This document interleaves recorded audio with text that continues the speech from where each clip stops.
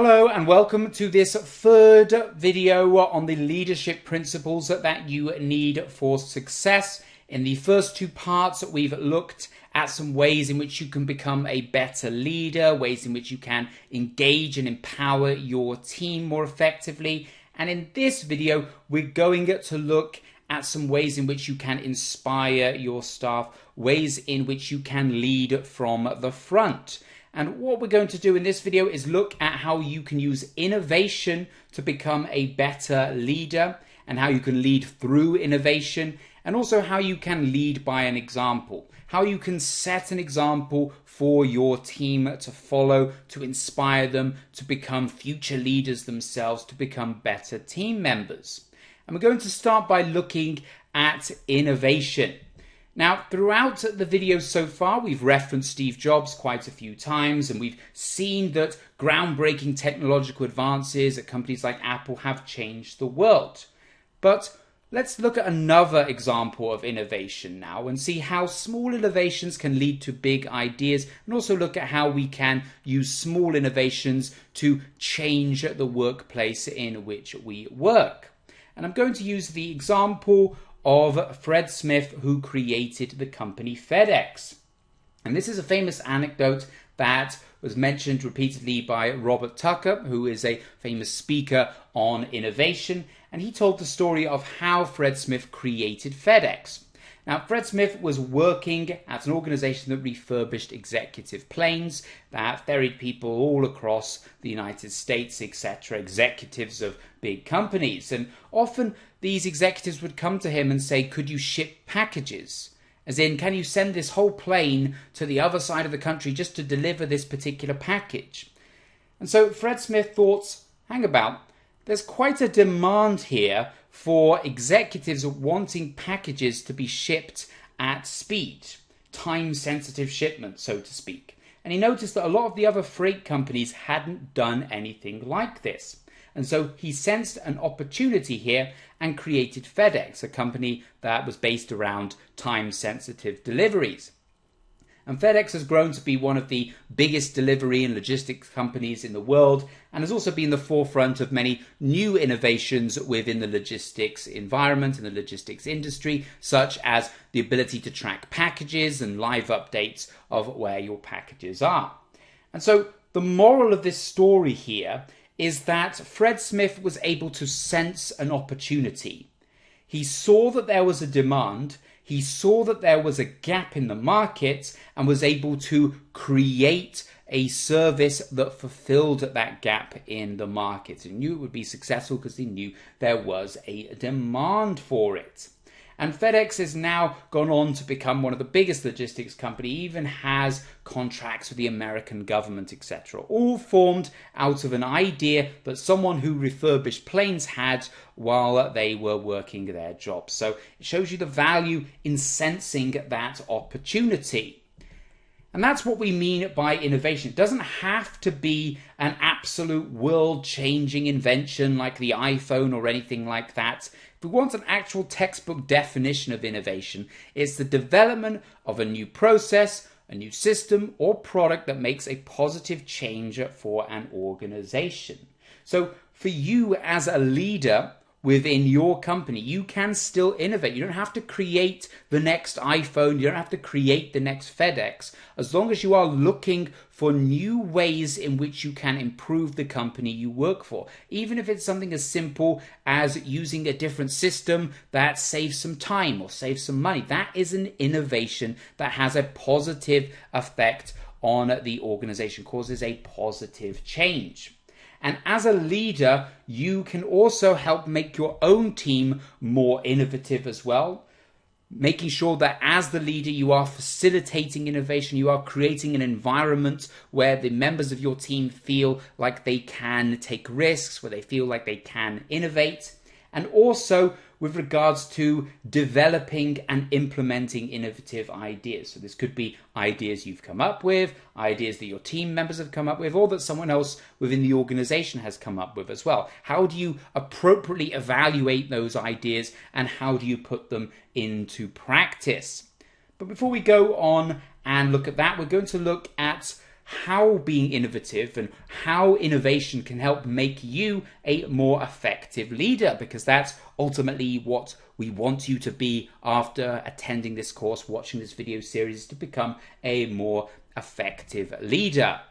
Now, you don't have to, again, make an innovation on a grand scale. It can be something as simple as improving the efficiency of your team, or perhaps improving the accuracy of the work they are doing, or satisfying customers more effectively. Just making a small change, a small innovation that leads to a slight uptake in customer satisfaction. That's all innovations that are making a positive impact. And that's something that people often mistake. They think that an innovation has to be a complete game-changing technology or anything like that. But there are so many ways in which you can make a positive change on a smaller scale.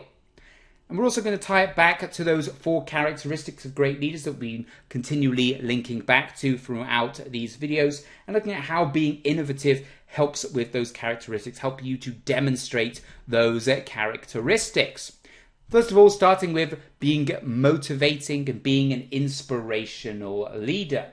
So if you are creating new processes, you are innovating, creating new ideas, not only are you encouraging your team to think creatively and to solve problems, you're also providing them with more challenging, more interesting work. Because if you come up with a new idea and they then help you work on that idea, they're doing something new. And also they in turn can be involved with the sense of accomplishment, that you as a leader have motivated your team to work on something new and achieved something. Being innovative can also help you to demonstrate your visionary characteristic of being a good leader. What this means is it's all about finding a vision for your team. Not just thinking about what other teams do and how other teams have acted, but really create an outside-the-box vision for what you want your team to achieve, where you want your team to be. And also work with your team to find innovative ways of putting that vision into action. With regards to being decisive, if you are going to be innovative, if you are going to change processes and create new products, etc., then you're going to have strong problem-solving skills, ability to assess risks and to make firm decisions. So, for example, as a leader within your organization, a leader of your team, you're often going to need to select very useful, very practical ideas. So you need to be able to evaluate ideas effectively and choose the correct one. So basically, the more you innovate, the more you'll help your own decision-making skills, because you'll have lots of ideas and you need to evaluate them and choose the best one. And finally, being responsible. So innovative solutions can help social needs as well. So, of course, innovation doesn't necessarily directly link to the ethical side of responsible leadership, etc. But by coming up with new ideas, you can come up with new ideas that benefit your colleagues. You can come up with new ideas that benefit your team members, that benefit society, benefit the customer, etc. So, finding solutions to problems, working more effectively, you're going to be developing careers, you're going to be developing the quality of the end product, etc. So ultimately you are being responsible for the team, you're being responsible for the work that is done within your organization. So there are lots of benefits to being innovative. There are lots of ways in which it can positively impact you as a leader. So how would you go about facilitating innovation within your team? We've discussed what innovation is, we've discussed how it can be beneficial to you and make you a more effective leader, but how would you actually go about facilitating that within your team? Well, I'm going to use the example of Richard Montañez. Now, Richard Montañez is a very successful executive for PepsiCo. But before he was a very successful executive for PepsiCo, he was actually an illiterate janitor. And that may seem like a huge step, but this is a true story. This actually happened, and it demonstrates the importance of good ideas, the importance of creating an environment to come up with good ideas. And basically, this was all because the then CEO of Pepsi offered people the chance to come to him with ideas. And the CEO at the time was a person called Roger Enrico. And Roger Enrico basically published a video, a corporate video to all employees of PepsiCo, of which Richard Montanez was one. He was actually working for a subsidiary of PepsiCo called Frito-Lay. And this video challenged all the staff at the company to act like the owner, so act like they were the owner of PepsiCo. And as such, come up with new ideas, devise ways for improving the company. And Richard Montanez saw this video and he phoned Enrico and he said that basically there is a gap in the market for the Latino customers in America where crisps and things like that were not catering for their needs. So similar to Fred Smith, where they were looking and they saw a gap in the market and they saw a demand that other people weren't doing, and they came up with an idea to plug that gap. And that's exactly what Richard Montanez did here. He said that there was a gap in the Latino market and that people generally in this market, they want spicier food, etc. And as a result, they created the Flaming Hot Cheetos, which became a very, very successful product and generated millions in revenue. Now, this is not just a nice story of an underdog, an illiterate janitor who ended up becoming an executive at PepsiCo. What it is a tale of how you can facilitate innovation within your company. Now, Richard Montanez didn't just create this product out of nowhere and then sold it. He acted on an instruction from the CEO, Roger Enrico, to act like the owner. So essentially what happened here was, whilst it was Richard Montanez's idea, it was facilitated by Roger Enrico creating an environment when others can innovate. So Richard Enrico's act like the owner scheme was essentially giving staff the freedom to innovate on behalf of the company. And so for you as a leader, it's important you must not only lead in an innovative way, but create an environment that allows others to innovate. So create an environment where you want people to contribute, where you ask for them to contribute, as this can be very, very beneficial to the organization. And as a result of this, we actually saw at PepsiCo that a janitor was ending up having a career that they never thought they would have had. They've created products that have made millions in revenue that they otherwise wouldn't have created. So it shows you that there is a real reason for doing it. And you can have a similar impact as a leader within your team if you help your team to develop skills, you give them experience, and allow them to come up with ideas for the benefit of the organization. And in order to do that effectively, you need to understand how your team works. Because remember, being innovative isn't for everyone. Not everyone can be innovative. Not everyone is going to be a Steve Jobs, a Fred Smith, etc. So you have to understand the ways in which your team members are, how likely they are to innovate, what is going to help them to be innovative, and adjust your approach accordingly. So what I'm going to go through now is some key personality traits for you to try and identify within your team members to see how likely they are to be innovative, how effective they are going to be as innovators. And the first one is inquisitiveness. Think about the staff that work in your team. Think about which ones are always asking questions. They're always saying, why do we do things in this way? Who are always saying, well, we could do it in this other way, etc. They have a more inquisitive mindset, and that is a key trait of someone who is innovative. So if you have people in that team, then perhaps ask them more ideas, because they probably have quite a few that they haven't mentioned, which might actually be really useful. They might really help make a positive impact within the organization. They're also initiative people as well.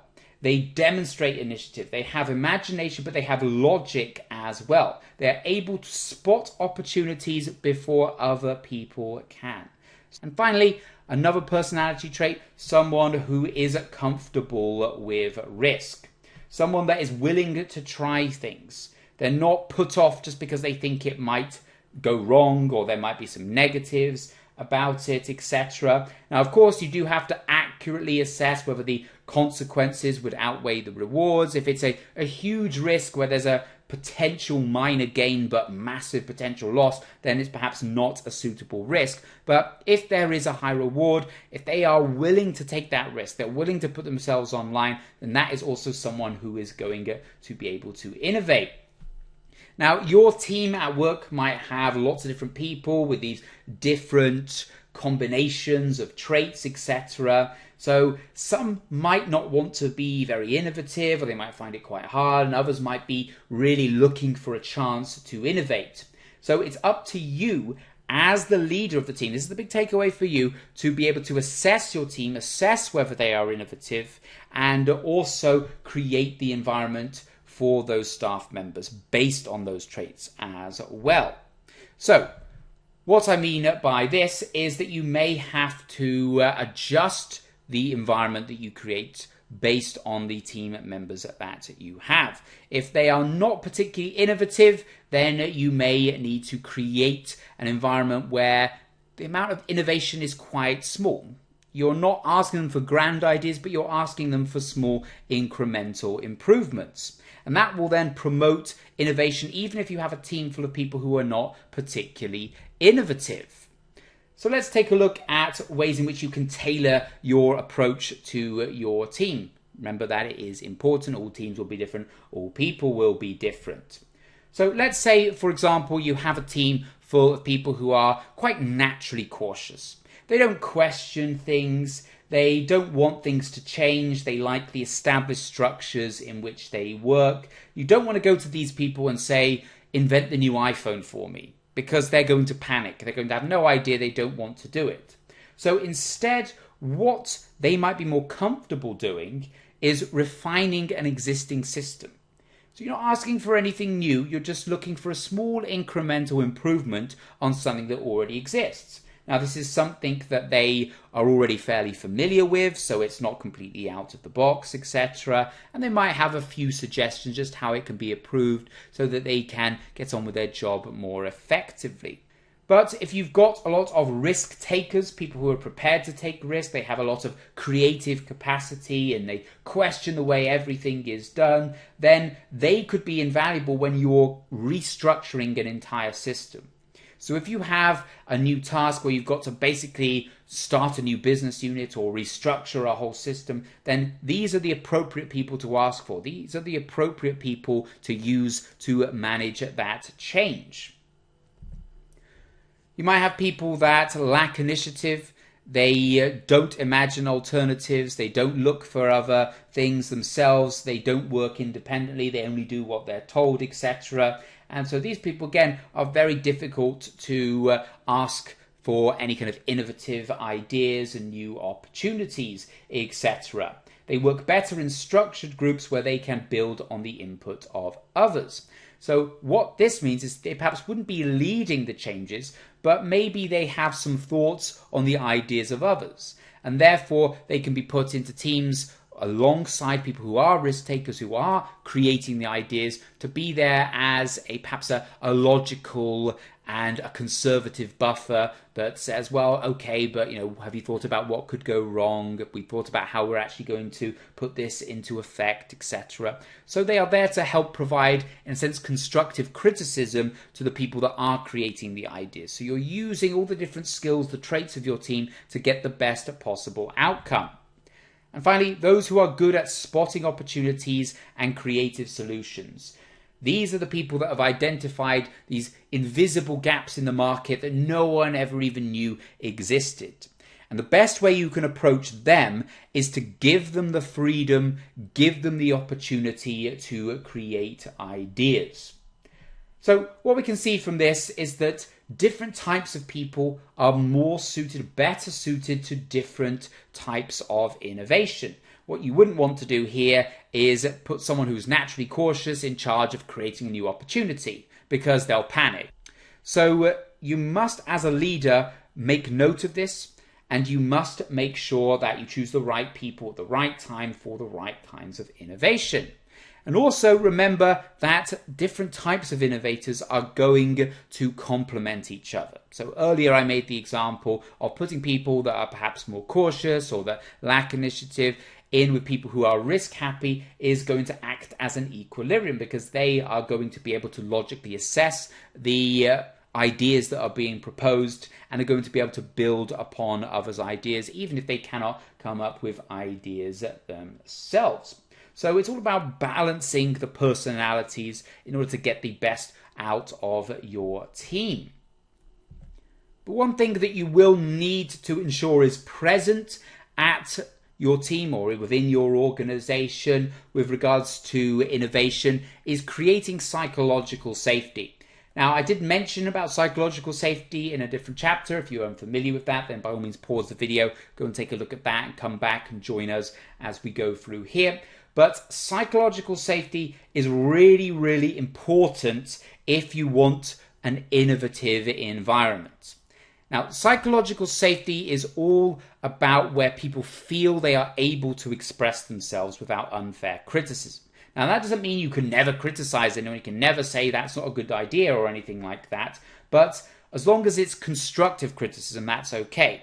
But you don't want people to be shouted down, etc., because that just creates a lot of tension. It creates an environment where people don't feel comfortable making ideas. And the more comfortable people are contributing ideas, contributing their efforts, the more likely they are to make them, the more likely you are going to end up with greater productivity. So again, the example of PepsiCo. Now, Roger Enrico asked all members of staff to think like the owner. They asked them to come up with ideas. Now, they did that because Rich Enrico had created an environment where it was acceptable to make ideas. But if they didn't do that, if they hadn't done that whole thing like the owner, etc., would Richard Montanez actually have made that idea? If he was an illiterate janitor working for PepsiCo and it wasn't clear that they were looking for ideas, would they have had the nerve to go up to the CEO and ask them about this particular project, this particular idea that they had thought about and they had identified a need for? Probably not. So by creating this environment, by having that psychological safety, he was able to create a situation where someone, even an illiterate janitor, felt comfortable approaching the CEO with an idea.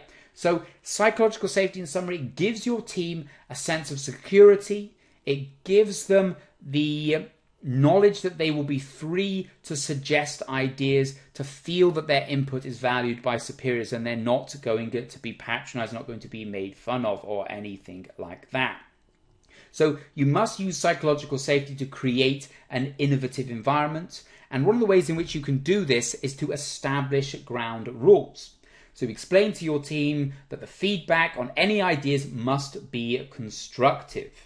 You must recommend ways to improve rather than pointing out flaws.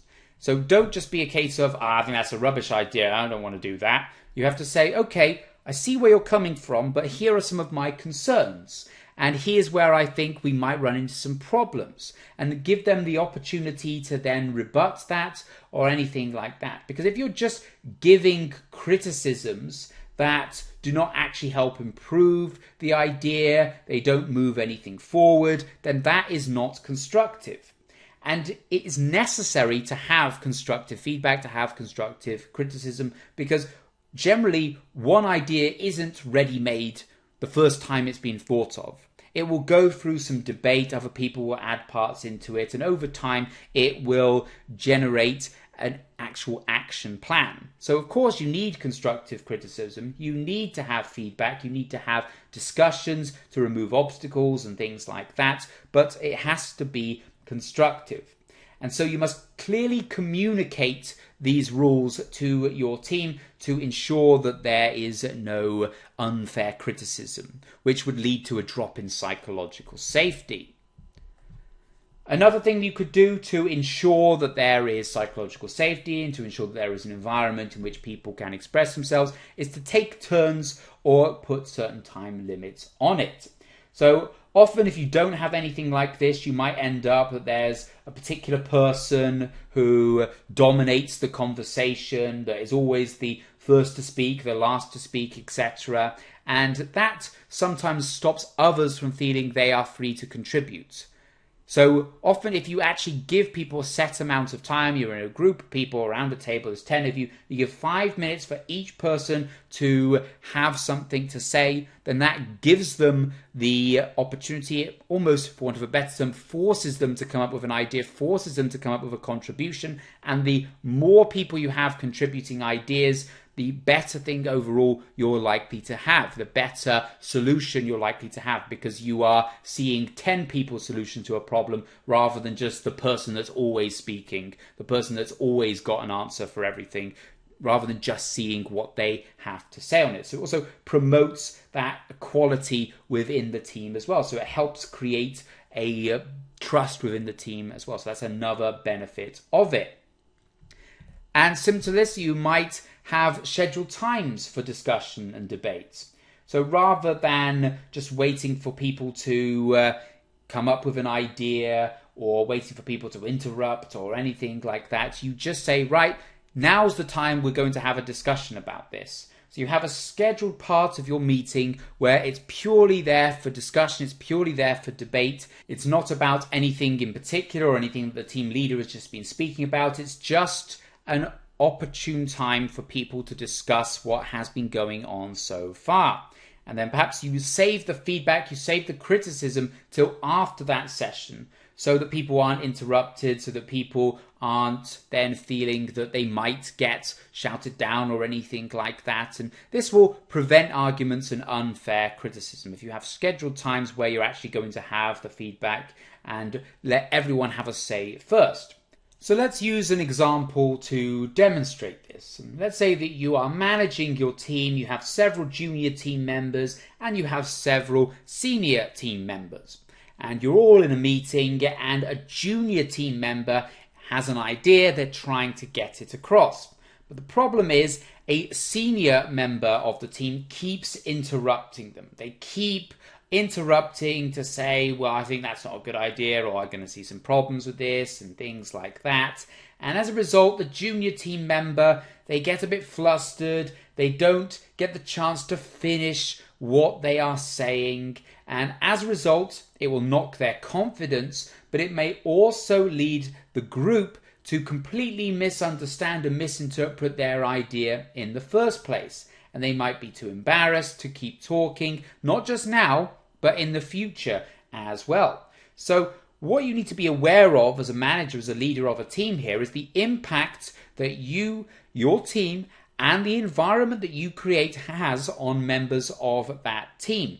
You may have permanently dented that person, that junior team member's confidence by not creating an environment where they are free to express their ideas.